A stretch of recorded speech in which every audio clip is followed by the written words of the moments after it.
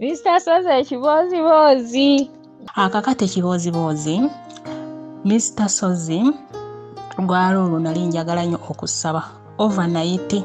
Saagendangayo buli Friday naye bali bangamba trust buli mwezi bajja kunfunirangayo olunaku olumu olwa overnight. Kati lwalo olwo nalina mukwano gwange naye nga mukwano gwange ono teramwegayira.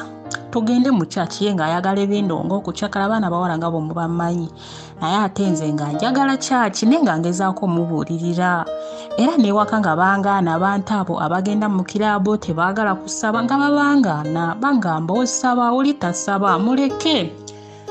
Kati lwalo olwo nga nyina ogenda mu overnight kati nali nfuluma kuba nze ntera kozesa kageeta akatini enene sijyejumbira.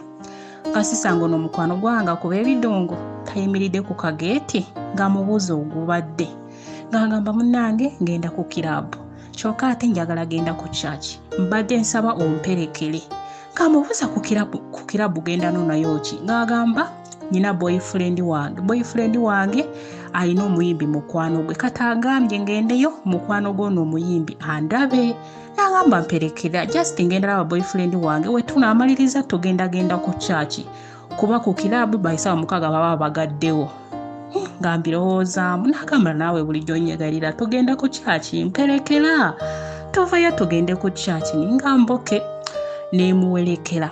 Kati kirabu gye twali tugendako bagita Big Zone ndoza basinga mugimanyi. Kati olunaku nga bagamba basheeki Umaru simanyi bani bajja simanyi sheeki Umaru wajja fuwa ssente bananga bawala baagala ebyobeerere nga tetulumba ate okuyingira weerere tebasaba ssente bannange twagenda okutuuka ku Big Zone bamikwano ng'ejjudde abantu nga bakubye layini nga neeli mukube emmotoka teziyina we ziyita jjaamu afuuse jjaamu. Mujjukire nze butyanga nzaalibwa sigendangako mu kirabu gwe mulundi gwange ogusoose okugenda ku kirabu simanyi bibeera bitya bakola batya kyokka ngenda ku church naye ekifo ky'okugenda ku church nsoose mu kirabu mbu after kirabu ngende ku church. Bannanga bantu baali bangi kati nga bagamba okuyingira kubadde kwa bwereere naye abantu bangi kati okuyingira $200 n'omutwalo abantu nga bakola akavuyo $1,000 $200 nyina nga bagamba neda kati $200 tozivuddeko twagala $5,000 era abantu basigala nga bangi. Kati polisi yaraba nga abantu batabuse jamu nyingi abantu basika chipusi batandise obuyiwa ne batandika okuba abantu nga babagamba mudeye waka wajudde.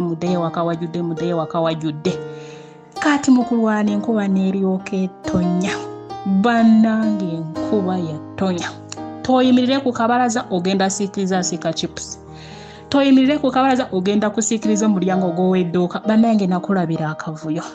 Kati mu kavuyo ako wajja abavubuka nga bali ku boda 2 naye nga buli omu ali ku boda eyiye nga basookerako n'omukwano gwange nga bamugamba enkuba etonya poliisi ekaaye mujja tugende ewaka.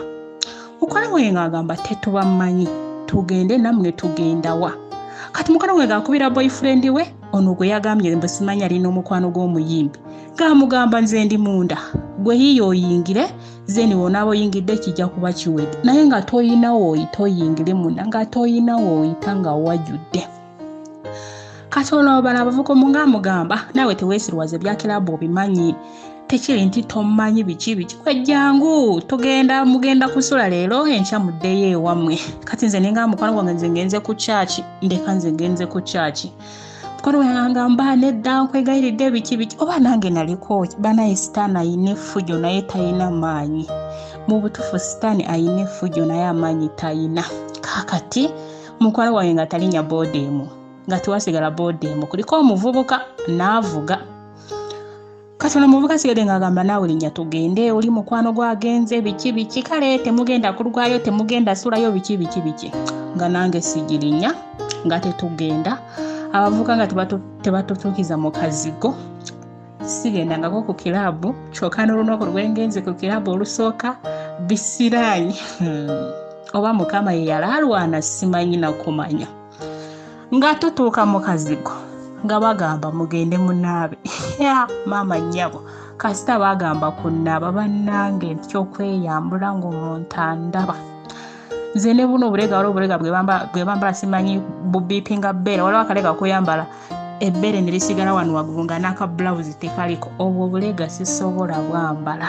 Kati nenkobamu akafaananyi bano bagambye tugende tunaabe, nze alina ensonyi n'agamba nze nanaabye sigenda kunaaba te n'ekirala njagala kuddayo eka. Kono omulala eyagenze ne Mukwano Gwage ng'agamba gwe noddaawo oba oli mwana muto. Bannange omuwala ye ng'agenda ng'anaaba anti yali kibande bya kirabbu ng'abimanyi ng'avaayo nga bajjako amataala. Buli omu gwe yaze naye ku booda gw'alina okusula naye tetubamanyi tubasanzeko olwo tugenze nabo ku olwo. Abadde agenda ku kyaki nsibidde mu kazigo ng'anabengenze nabo sibamanyi. Omuwala nga tebamutandika nga tebamutundula vanira. Bannange nasaba nze nga situndulakako ku vanira naye nga vanira amumanyi, manyi ebirungi ebirimu n'ebibi ebirimu naye nga simutundulangako nga ntya. Bannange nasaba nengamba Mukama nkwegayiridde mbadde ngenda ku kyaki nkoze ensobi pitidde wanneeno naye nyamba ondaze nti kyenkoze kibi sigenda kiddamu gwe gusoose ate gwe gugenda semba. Nkwegayiridde toleka sitaani kuwangula. Omanyi nze bimbansa amanyi okusemuza Mukama ne mwana Mukama tompayo mu manyo g'empologoma, tompayo mu manyo ga sitaani. Nyamba oba wakunkangavula itira mu ngeri ndala naye n'engeri nyamba nzijjaayo. Ekyo bwe nasaba essaala yange. Kati omuvuka ng'atandika ng'agikwatakwatako naye nga mulaga ntidde saagala nkwatteko saagala nsemberere nze nantudde bali bise vanula batundula. Kyokka omuwala gw'atunula naye vanira tamumanya musanzeko olwo. Bannange nasaba kekankana yina ntya nsakumukumu kati ndowooza omuvubuka yatya n'agamba omanyi sigenda kukwatako teweeraliikirira naye nyamba enkya togamba mukwano gwange toyina gw'onyumiza tonyumiza omuntu yenna gwe sirika kuba ngenda kuswala. Ningamba ku mutima Mukama omponyeza. Bannange omuvubuka yakiddamu n'agamba nkwegayiridde tobyogera mbu tewali kye twakoze kuba ngenda swala. Era yali yakachokera waitenta chikangatanwa n'atandika okufulota. Ninga Mukama webale. Bannange natuula, bannange nasaba. Saagenda mu chachi ne kumpi overnight nagikolera mu kazigo k'abalenzi be simanyi. Ono afuluta, ono bamutundula vanilla. Bannange omuwala bamutundula vanilla. Nze eno nsabira mu mutima. Roza bamumaliriza sawa nga 10 ez'okumakya. Ne beebaka ziba ziwera 11 n'ekitundu nga zigenda mu 12 ne bazukuka nga baagala muddamu. Kyokka nze ngamba nyinokeera essaawa ze mbadde nviira ku kyaki ze essaawa ze nyina otuukiramu ewaka kuba ewaka nali ntya nga tulina amateeka ge tutambulirako. W'oba ogenze ng'otuuka wakasaawa 2 zeezo oba otuuka wakasaawa emu yeeyo kale ewaka ntyayo nze nga nze neemanyi nti okuva ewaka nyina ogenda ku kyaki ku Sande oba mu overnight nga byebifo byemanyi byokka nga siina walala wemanyi naye nga abaana bamanyi okunvuma oyo kataala biki era ne Mukwano Gwange okuntwala mu kirabu yasooka weteramu ebyogo oli kataala evo obeera mu kutya obeera mu kikomera biki yego omusajja oli mufuna otya obeera mu kusaba simanyi biki tofuluma totambulako omusajja oli mujawa nga weesiba mu kikomera oluusi nga ntuka ningambo bakituufu ndiko bwa kataala. Bannange nasaba kati ninga nyina okeera ewaka ze nyituukirako ensaba ze ntuukiramu ewaka ze ezo ze nyina otuukiramu ewaka balemu okwekengera nti saasabye nga nkeera. Omuwala baagala muddamu nze ngamba njagala kuddeeka kati ono omuvubuka ng'agamba gwe naye weesulwaza ki oli mwana muto tobimanyi biki nendemerako nibaga nze ngenda saagala manya genda kwetwala naye namu akasente kange terabeera n'akasente ekiweebwayo bwe bityo.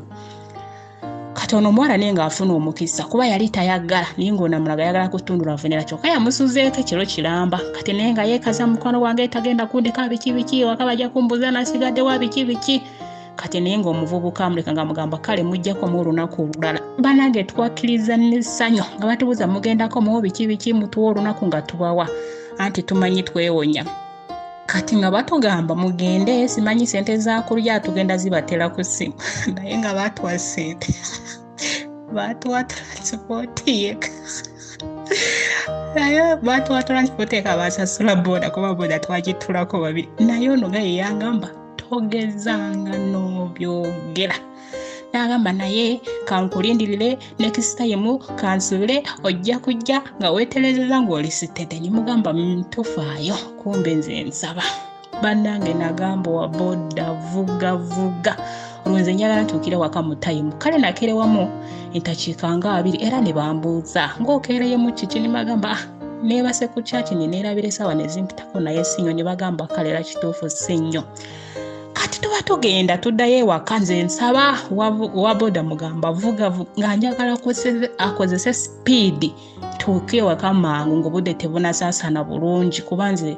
nali nsabira ku kyaki era abasinga muyinza kubanga mugimanyi eri opposite ne Royal Garden kyaki nene Pastor Gisumba yava emutunwe iwata omumugerwa gye yava kati nga kumpi n'ewaka nga kuba natambuzangawo na bigere nga wemba ngenda ku kyaki sikozesa boda sikozesa ki ntambuza bigere kubanga nze ku Sunday nasabanga service y'akawongeezi gye nasabanga ku makyanakera nenkola emirimu nenfumba nenkola ki nga manyi nti by 8:30 bako 9 nja kubamaliriza ngende ku church nga ngenda ku church 9:10 12 n'ekitundu 12 baba bamaliriza zene kitundu okikozesa kubuuzako ku bantu oyina pastor bw'oyagala kusabireko oyagala kunyumya newe bityo kati nenesanga nga mvudireke nga ku church nga 12 n'ekitundu kuba nali muwala nga mbeere waka nga kale nga wemba mfunye ka chance nengenda ku church malayo ng'ekitundu ky'essaawa n'enyumya ku balala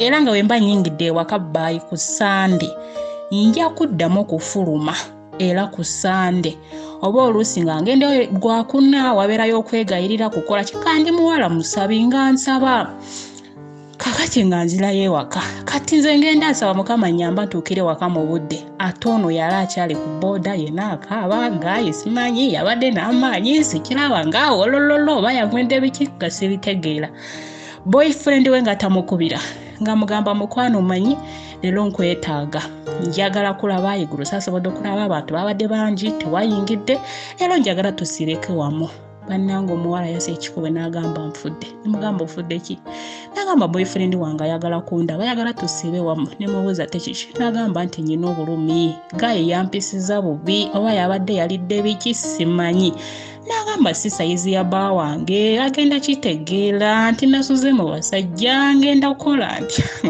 Mukama Katonda naye sitaana ayina effujjo naye kirungi talina maanyi kati nze neeraliikirira okutuukira waka mu budde ye yeeraliikirira okugenda okusiba ne boyfriend we nimugaka tugenda okola otya nagamba agenda yiiya simanyi bumufunza bikoze bitya banange yayogera bingi naye ng'omulaba atidde yeeraliikirira agenda siba ne boyfriend we akitegeere nti yayenze oba bamusuzeeko kyokka nze neeraliikirira okutuukira waka mu budde bannange okuva kwolwo nayiga essomo gwe mulundi gwange gwasooka okulinnya ku club saayingira na munda negete saagiraba kuba nze bulijjo mpulira ku big zone ate tuli banayimba watuliraanye nenze bulijjo mpulira big zone abaana bagenda mu makirabu biki nze nga mpulira biwulire naye n'olunaku lwe nali nsazeewo ngende mu kirabu walayi negete saagiraba era simanyi we wafaanana kyova saamutema abaana banvuma musimanyi ndi mu bwakataala bikoze bitya nga tuddayo eka gwe mulundi gwange gwasooka okugenda ku kirabu yadde saayingira era gwe mulundi gwange gwasembayo era mu mulimu w'entolo ningamba Mukama ndowooza bwe ndibawa kugenda ku kirabu nigenda ne taata w'abaana gwe wantegekera kuba nze manyisa Mukama nimugamba Mukama abantu mbalabye nga bakaaba mulaavu abantu mbalabye nga batumbira naye ng'okyampadde omukisa nga akyasobola okusaba nsaba ompe taata w'abaana gwe wantegekera gw'omanyi nti oyo gwe wantegekera gw'ontantegekera tomumpa Mukama nze wemanyi musaba essaala yange so mulimu w'entula nimugamba Mukama olaba wamponya kwolwo ndowooza ndigenda ku kirabu nga nze ne taata w'abaana osanga gwe wantegekera nga ntutteko awuto ekyo bwe nsaba essaala yange naye nga nasaba Mukama n'alaga nti waali era w'omusabira abeerawo kyenebaliza Mukama tendi kuba nasabanga Mukama ono mukwano gwange akyuke abeere ng'asaba kuba yali wa kiraabu nnyo naye ng'ekimutwala mu kiraabu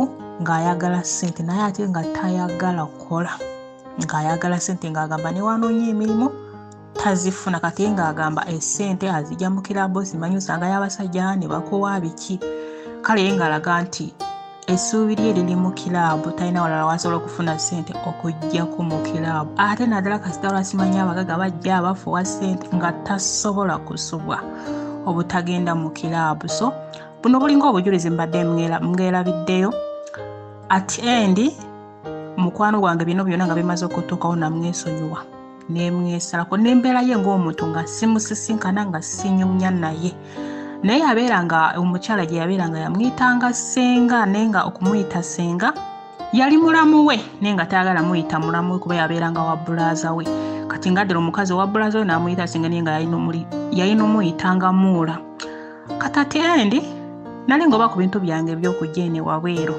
nembuuza ssenga we nemugamba mukwano gwange ali biki ntudde omuwulezi ennaku zino nyina ebyankwata mukozi nga ne waabwe sikyagendayo nga saagala mwesembereza.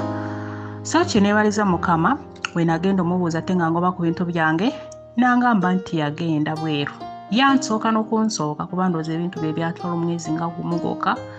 So nenkyebaliza mukama kubanga nze nalabanga agenda fiiramu ebyo ebintu ebya kirabu ningamba lumu alegenda n'omuntu nga tamumanyi kani imagine yasola n'omuntu ekiro kyonna naye nga tamanyi status ye oluusi yandifunyemu ebirwadde oluusi najjayo olubuto. So ate ndi neebaza mukama wange kubanga yasobola okuguba ku bintu bye ebyokugenda wabweru ne bamuzuula nti mulamu talina kirwadde buli kimu kuba yansooka naye okuva olwo siddangamu omuwuliza ndowooza weesawo emyaka nga 3 kuba nze eno maze emyaka 3 ate ye yansooka. So ekyo kineebaliza mukama nti yasobola ku byo byonna bye yali ayitamu ng'agamba essuubi lye liri mu kiraabu kuteega abagaga ne bamuwa akasente.